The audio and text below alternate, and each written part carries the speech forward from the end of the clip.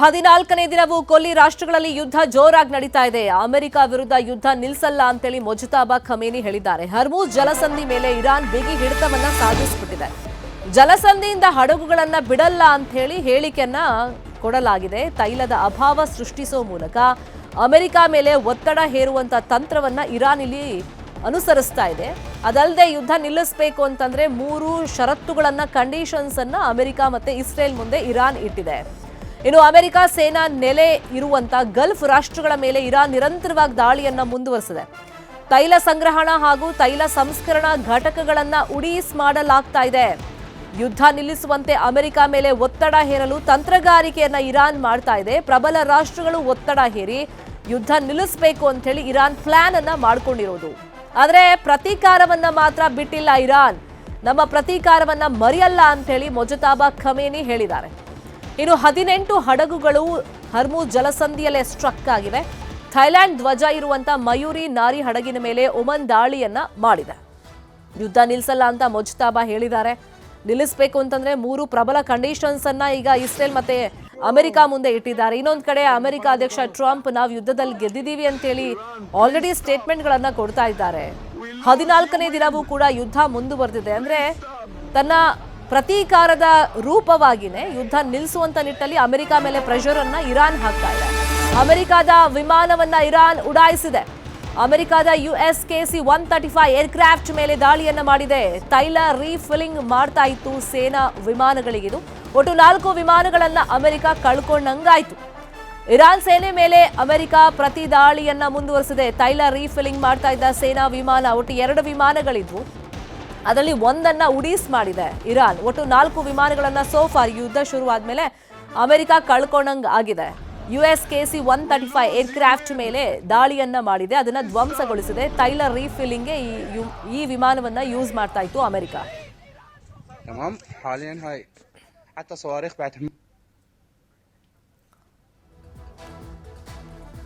ಇನ್ನು 14ನೇ ದಿನದ ಯುದ್ಧದಲ್ಲಿ ಇರಾನ್ ಅಮೆರಿಕವನ್ನ ಟಾರ್ಗೆಟ್ ಮಾಡಿ ಭಾರೀ ದಾಳಿಯನ್ನ ಮುಂದುವರೆಸಿದೆ.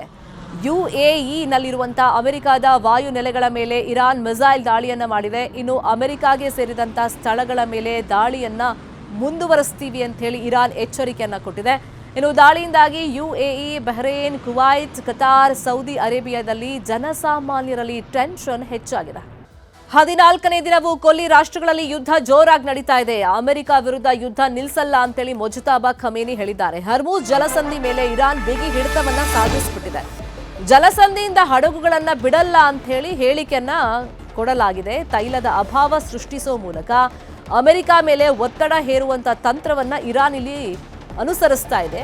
ಅದಲ್ಲದೆ ಯುದ್ಧ ನಿಲ್ಲಿಸಬೇಕು ಅಂತಂದ್ರೆ 3 ಷರತ್ತುಗಳನ್ನ ಕಂಡೀಷನ್ಸ್ ಅನ್ನ ಅಮೆರಿಕ ಮತ್ತೆ ಇಸ್ರೇಲ್ ಮುಂದೆ ಇರಾನ್ ಇಟ್ಟಿದೆ. ಇನ್ನು ಅಮೆರಿಕ ಸೇನಾ ನೆಲೆ ಇರುವಂತ ಗಲ್ಫ್ ರಾಷ್ಟ್ರಗಳ ಮೇಲೆ ಇರಾನ್ ನಿರಂತರವಾಗಿ ದಾಳಿಯನ್ನ ಮುಂದುವರೆಸಿದೆ. ತೈಲ ಸಂಗ್ರಹಣಾ ಹಾಗೂ ತೈಲ ಸಂಸ್ಕರಣಾ ಘಟಕಗಳನ್ನ ಉಡೀಸ್ ಮಾಡಲಾಗ್ತಾ ಇದೆ. ಯುದ್ಧ ನಿಲ್ಲಿಸುವಂತೆ ಅಮೆರಿಕ ಮೇಲೆ ಒತ್ತಡ ಹೇರಲು ತಂತ್ರಗಾರಿಕೆಯನ್ನ ಇರಾನ್ ಮಾಡ್ತಾ ಇದೆ. ಪ್ರಬಲ ರಾಷ್ಟ್ರಗಳು ಒತ್ತಡ ಹೇರಿ ಯುದ್ಧ ನಿಲ್ಲಿಸಬೇಕು ಅಂತ ಹೇಳಿ ಇರಾನ್ ಪ್ಲಾನ್ ಅನ್ನ ಮಾಡ್ಕೊಂಡಿರೋದು. ಆದ್ರೆ ಪ್ರತೀಕಾರವನ್ನ ಮಾತ್ರ ಬಿಟ್ಟಿಲ್ಲ ಇರಾನ್. ನಮ್ಮ ಪ್ರತೀಕಾರವನ್ನ ಮರೆಯಲ್ಲ ಅಂತ ಹೇಳಿ ಮುಜ್ತಬಾ ಖಮೇನಿ ಹೇಳಿದ್ದಾರೆ.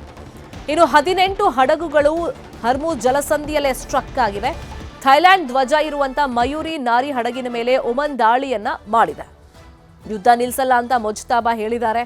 ನಿಲ್ಲಿಸಬೇಕು ಅಂತಂದ್ರೆ 3 ಪ್ರಬಲ ಕಂಡೀಷನ್ಸ್ ಅನ್ನ ಈಗ ಇಸ್ರೇಲ್ ಮತ್ತೆ ಅಮೆರಿಕ ಮುಂದೆ ಇಟ್ಟಿದ್ದಾರೆ. ಇನ್ನೊಂದು ಕಡೆ ಅಮೆರಿಕ ಅಧ್ಯಕ್ಷ ಟ್ರಂಪ್ ನಾವು ಯುದ್ಧದಲ್ಲಿ ಗೆದ್ದಿದ್ದೀವಿ ಅಂತೇಳಿ ಆಲ್ರೆಡಿ ಸ್ಟೇಟ್ಮೆಂಟ್ ಗಳನ್ನ ಕೊಡ್ತಾ ಇದ್ದಾರೆ.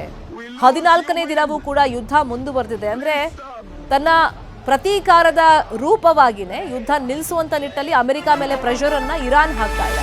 ಅಮೆರಿಕದ ವಿಮಾನವನ್ನ ಇರಾನ್ ಉಡಾಯಿಸಿದೆ. ಅಮೆರಿಕದ USKC-135 ಏರ್ಕ್ರಾಫ್ಟ್ ಮೇಲೆ ದಾಳಿಯನ್ನ ಮಾಡಿದೆ.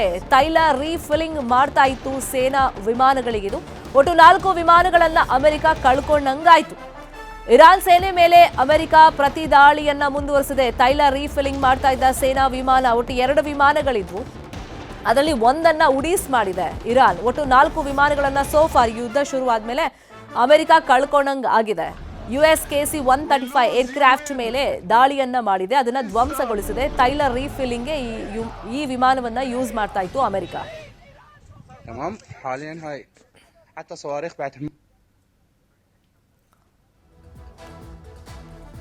ಇನ್ನು 14ನೇ ದಿನದ ಯುದ್ಧದಲ್ಲಿ ಇರಾನ್ ಅಮೆರಿಕವನ್ನ ಟಾರ್ಗೆಟ್ ಮಾಡಿ ಭಾರೀ ದಾಳಿಯನ್ನ ಮುಂದುವರೆಸಿದೆ. ಯುಎಇನಲ್ಲಿರುವಂತಹ ಅಮೆರಿಕದ ವಾಯು ನೆಲೆಗಳ ಮೇಲೆ ಇರಾನ್ ಮಿಸೈಲ್ ದಾಳಿಯನ್ನ ಮಾಡಿದೆ. ಇನ್ನು ಅಮೆರಿಕಾಗೆ ಸೇರಿದಂತ ಸ್ಥಳಗಳ ಮೇಲೆ ದಾಳಿಯನ್ನ ಮುಂದುವರಿಸ್ತೀವಿ ಅಂತ ಹೇಳಿ ಇರಾನ್ ಎಚ್ಚರಿಕೆಯನ್ನ ಕೊಟ್ಟಿದೆ. ಇನ್ನು ದಾಳಿಯಿಂದಾಗಿ UAE, Bahrain, Kuwait, Qatar, Saudi ಅರೇಬಿಯಾದಲ್ಲಿ ಜನಸಾಮಾನ್ಯರಲ್ಲಿ ಟೆನ್ಷನ್ ಹೆಚ್ಚಾಗಿದೆ.